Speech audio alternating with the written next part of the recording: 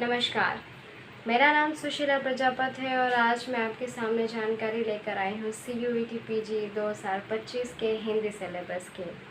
यह कहूँ तो मैं आज आपके सामने हिंदी सिलेबस का पूरा एनालिसिस लेकर आई हूँ और अगर आपने इससे पहले का वीडियो नहीं देखा है तो ज़रूर विज़िट करें, क्योंकि उसमें काफ़ी अहम जानकारियाँ हैं CUET PG 2025 के बारे में कि एग्ज़ाम किस तरह से होता है, किस तरह से कराया जाता है, किस तरह से इसमें क्वेश्चंस होते हैं। वो आप ज़रूर देखिएगा, वो आपके लिए काफ़ी लाभदायक साबित भी होगा। बात करूँ हिंदी सिलेबस की तो ये 7 इकाइयों में विभाजित है। इसकी पहली इकाई है हिंदी साहित्य का नामकरण और काल विभाजन। जैसा कि इसका नाम है कि इसमें नामकरण किया जाता है हिंदी साहित्य का, वहीं इसमें काल विभाजन किया जाता है। तो हमें इसमें पढ़ना ये है कि किन विद्वानों ने किस तरह से इसमें किस आधार पर नामकरण किया या काल विभाजन किया, ये सारी चीज़ों का हम इसमें अध्ययन करेंगे।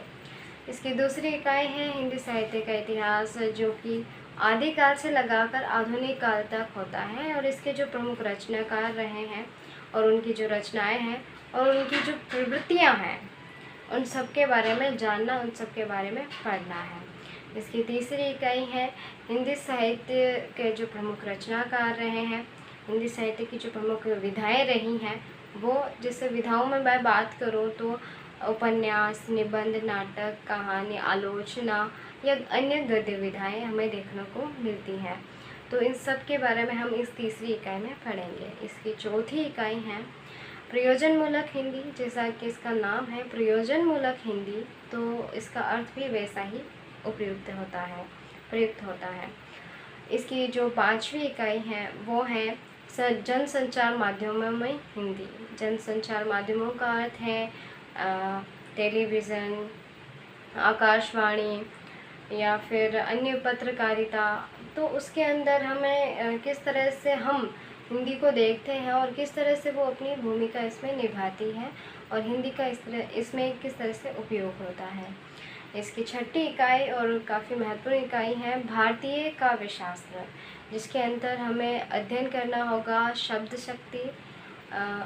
शक्ति और काव्य प्रयोजन, काव्य हेतु, काव्य लक्षण, इन सभी के बारे में हमें जानना है। और भारतीय काव्य शास्त्र है, इसमें पाश्चात्य काव्य शास्त्र शामिल नहीं है।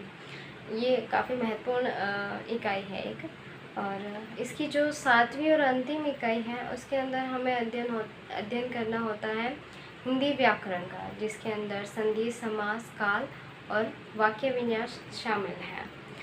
इस सिलेबस की जो एनालिसिस मैं लेकर आई हूँ, इस सिलेबस में जो सबसे बड़ी बात सामने निकल के आई है वो है इसकी व्यापकता से अर्थ आप ये मान सकते हैं, जैसे मैं उदाहरण से समझाऊं तो इसकी जो दूसरी इकाई है हिंदी साहित्य का इतिहास, जिसमें आदिकाल से लगाकर आधुनिक काल तक हमें पढ़ना होता है और इसमें जो भी प्रमुख रचनाकार रहे हैं उनके बारे में। तो इसमें ऐसा नहीं दे रखा कि हमें पर्टिकुलर इस कवि के बारे में, इन कवियों के बारे में पढ़ना है या फिर इसकी रचनाओं के बारे में पढ़ना है। ये हमें बस यही इशारा करता है कि आपको आदिकाल से लगाकर आधुनिक काल तक पूरा पढ़ना है। वहीं उसमें जो प्रमुख होंगे कवि, उसके बारे में प्रमुखता में जैसे क्वेश्चन आता है उससे हिसाब से अलग ही दिखाई देता है कि कौन से प्रमुख कवि हैं और कैसे है। कुल मिला के हमें पूरा पढ़ना ही पड़ता है। और इसकी व्यापकता को देखते हुए एक स्टूडेंट को एक मार्गदर्शन की बहुत आवश्यकता पड़ेगी और आवश्यकता होती है इस व्यापकता को देखते हुए इस सिलेबस को। और इसी के लिए मैं आपको प्रोवाइड कराना चाहूँगी RJ टेस्ट सीरीज़।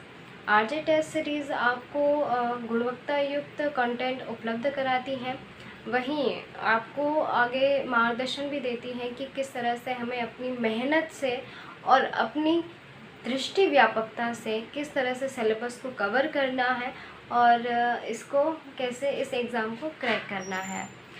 तो ये इसकी व्यापकता है। और व्यापकता को देखते हुए मेरे मन में एक सवाल भी यह है कि सिलेबस से हटकर भी क्वेश्चन आ सकता है, और ये सवाल मैं आपसे पूछ भी रही हूँ और इसका जवाब भी मैं दे दूँ, हाँ बिल्कुल। इसके अंदर सिलेबस से हटकर भी क्वेश्चन पूछ सकते हैं। पिछले स्टूडेंट्स ने बताया है और उनका जो पेपर हमने देखा है उसके अंदर बिल्कुल सिलेबस से हटकर भी प्रश्न पूछे गए हैं, यानी कि अलंकार से। अलंकार हो गया या कुछ और भी आप कह सकते हैं छंद हो गया, तो इनसे पूछ लेते हैं। बाकी नॉर्मली इस सिलेबस में हमें कहीं दिखाई नहीं देते ये, लेकिन सिलेबस से आउट भी हमें इसमें पूछ लिया जाता है। और अगर आप आरजे टेस्ट सीरीज़ से ज्वाइन करना चाहते हैं, और इसमें सबसे बड़ी और महत्वपूर्ण बात आपको ये है कि आपको जो प्रथम 3 इकाई हैं उनका जो टेस्ट होगा वो डेमो टेस्ट आपको फ्री उपलब्ध कराया जाएगा। जी बिल्कुल, ये आपको टेस्ट आरजे टेस्ट सीरीज़ पर बिल्कुल फ्री उपलब्ध कराया जाएगा। और अगर आप लाइव क्लासों से भी जुड़ना चाहते हैं तो आप द स्मार्ट स्टडी ऐप